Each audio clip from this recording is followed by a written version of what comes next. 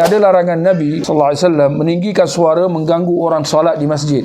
Jadi bagaimana kalau ada kuliah agama selepas solat? Adakah kuliah agama dikira mengganggu orang solat? Dan apakah ada contoh daripada Nabi SAW? Soalan yang menarik, soalan yang bagus. Jawapannya ada. Telah sabit dalam hadis sahih, Nabi SAW selepas selesai solat fardu, pernah ada ketika Nabi menyampaikan tazkirah. Demikian juga pada zaman Rasulullah SAW, ada dalam kalangan sahabat jemaah yang salat di belakang Nabi yang masbuk, orang yang datang lambat, dia terlepas satu rakaat atau lebih dan sebagainya. Maka kita boleh memahami bahawa perbuatan Nabi SAW menyampaikan tazkirah selepas salat fardu, besar kemungkinan ada dalam kalangan jemaah yang masbuk, dan itu semua tidak menghalang baginda daripada menyampaikan tazkirahnya. Dan kita kata ini semua dijelaskan dalam kaedah yang disebut oleh para ulama. Jika berlaku pertumbungan antara maslahat am dengan maslahat khas, maslahat am maknanya maslahat yang melibatkan kaum muslimin, maslahat khas ialah apa yang melibatkan maslahat orang perseorangan. Maka dalam keadaan kedua-dua maslahat ini bertembung, hendaklah didahulukan maslahat am, maslahat orang ramai. Yang mana kalau kita lihat dalam penyampaian kuliah agama, ini maslahat am atau khas? Maslahat am, kerana yang mendapat manfaat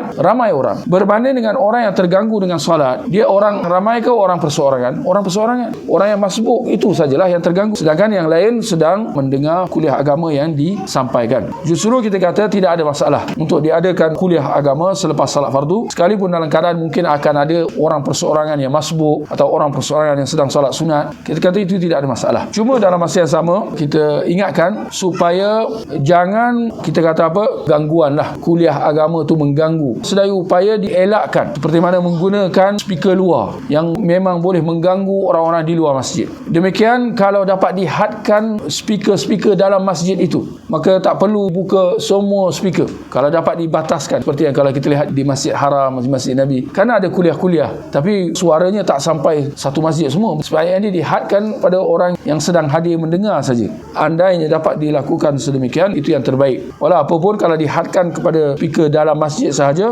maka itu satu yang bagus. Manakala mereka orang yang nak solat sunat dan sebagainya, mungkin dia boleh pilih di kawasan luar, dewan salat dan sebagainya. Itu satu jalan lah supaya elak daripada mendapat gangguan.